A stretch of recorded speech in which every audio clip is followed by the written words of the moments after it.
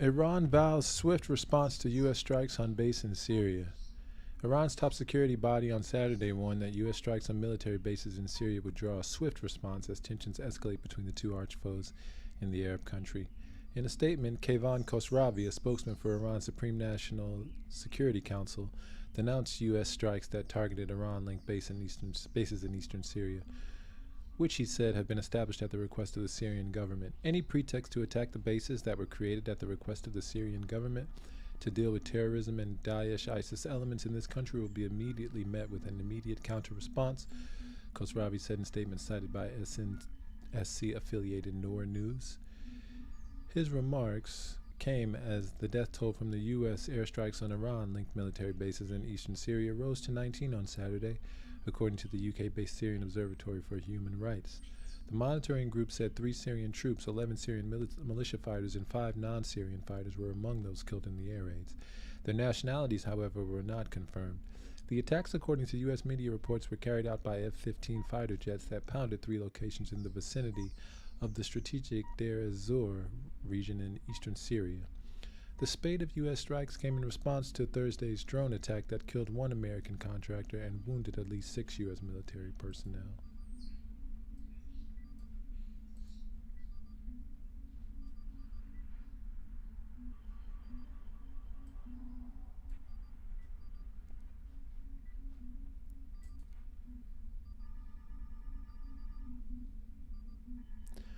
On Friday, 2 more U.S. bases in eastern Syria came under rocket attack, which reportedly caused damage but no casualties. The bases targeted were located near the Al-Amar oil field and the Konika gas field in Deir ez-Zor province, according to local reports. Khosravi accused the U.S. of pursuing the policy of blame game and lies and evading the consequences of its illegal occupation of a part of Syria's territory. Washington cannot attribute the natural and legal confrontation of the occupied countries with the U.S. military forces to other countries by creating artificial crises and lying, he stressed. The spokesman added that Iran's incurred huge costs in the fight against terrorism in Syria and that it opposes any action that imperils the stability of the Arab country. He also accused U.S. forces stationed in Syria of creating and supporting the Daesh ISIS terrorist group as a proxy tool for pursuing political goals in Syria and Iraq. Over the past 2 days, American helicopters have carried out several sorties to stoke instability in I would presume that should be strikes, but it says sorties, to stoke instability in Syria and move Daesh ISIS terrorists into the territory of this country, he said. On Friday, U.S. President Joe Biden said the U.S. would respond forcefully to protect its military personnel and contractors in Syria, while adding that the U.S. doesn't seek conflict with Iran. U.S. Secretary of Defense Lloyd Austin claimed that the drone that killed 1 American contractor and injured others in al-Hasaka in northeastern Syria was of Iranian origin. Both the U.S. and Iran maintain a military presence in war-torn Syria, while Tehran's been a staunch supporter of the Bashar al-Assad regime. Washington's fiercely opposed to it. The latest escalation between the two countries comes weeks after Iran and after Saudi Arabia signed an agreement to restore diplomatic ties, and days after Riyadh agreed to reopen its embassy in Damascus after 11 years in significant regional developments. From Jewish Press,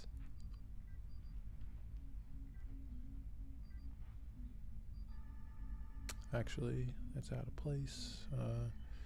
From Mehr News Agency, Iraqi group claims responsibility for drone strike in Syria.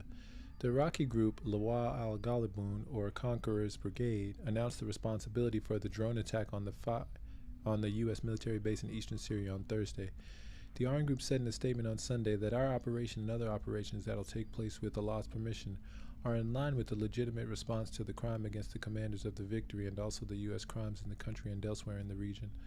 Al-Ghalibun further said that its fighters intend to carry out more precise attacks with continuously developing weapons against the Americans' occupying forces until their complete withdrawal from the country.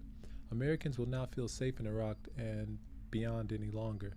The U.S. Department of State said it carried out airstrikes on resistance groups' positions after a drone attack purportedly killed an American contractor, wounded another, and also hurt 5 U.S. troops.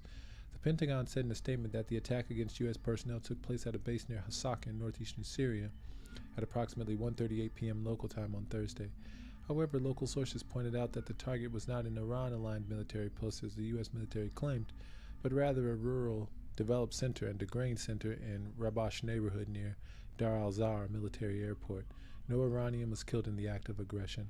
A military source in Syria told Press TV that the resistance group reserves their right to respond to the American attack and will take reciprocal action. On Friday, after the Pentagon carried out multiple airstrikes against Syrian troops, a military base housing U.S. forces in the eastern provinces of Dar al-Zar came under a rocket attack. Kayran Khosravi, spokesman for Iran's Supreme National Security Council, warned on Saturday that Iran will give a quick response to any pretext for an attack on its legal basis inside Syria established at the request of the Damascus government to fight terrorism. Khosravi said that the U.S. is trying to make accusations against Iran by pursuing a blame game policy and evading the consequences of its illegal occupation as part of the Syrian territory.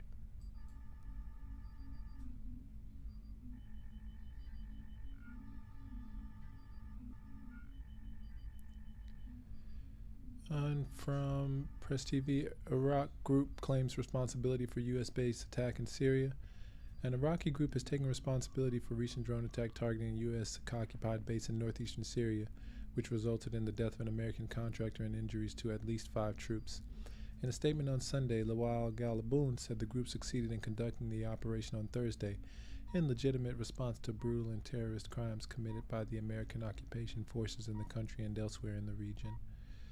It warned of more precise operations using continuously developing weapons against the American occupying forces until their complete withdrawal from the country. Americans will never feel safe in Iraq and beyond until their full withdrawal from the country, the group warned. The Pentagon stated that a base near Hasaka in northeastern Syria was targeted at approximately 1:38 p.m. local time on Thursday. U.S. warplanes subsequently launched several strikes on the eastern city of Dar al-Zar, targeting the positions of resistance fighters. Pentagon Chief Lloyd Austin and the strikes were carried out at the direction of President Joe Biden, claiming that they targeted facilities used by groups affiliated with Iran's IRGC, Islamic Revolution Guard Corps. However, local sources pointed out that the target was not an Iran-aligned military post, but rather a rural development center and a grain center in Harbash neighborhood near Dar al-Zar military airport. No Iranian was killed in the act of aggression.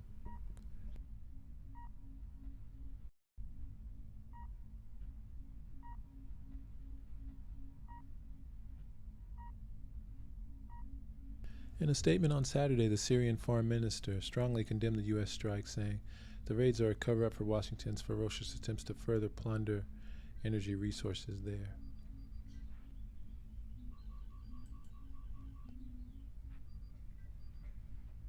And from Mehr News Agency, U.S. troops in eastern Syria come under new rocket attack. Iran's Arabic-language television news network Al Alam reported that attacks on Syria, specifying the targets as American outposts, based near the Olamar oil field and the Koniko gas field in Syria's Dar al-Azhar province, Press TV reported. The network's reporter also said American helicopter gunships were seen flying over the gas field in the aftermath of the rocket attacks. Meanwhile, an American official has told the Qatari Al Jazeera television network that one of the U.S. bases in eastern Syria had been targeted with 8 rockets. At least one American had been wounded as a result of the attack, the official said, noting that Washington was assessing the extent of the damage that's been caused by the rockets. Hours earlier, the U.S. occupation forces had reportedly staged a deadly attack against civilian targets based in Dar al-Zar. The attack had led to some fatalities as well as some injuries, Al Alam said, citing Iran's military advisory support center in the Arab country.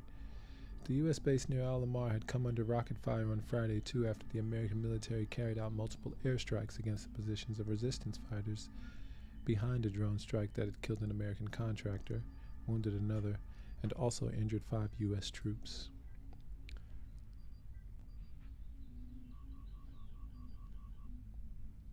I'm going to open up a channel. Beam me up. Beam me up, Mr.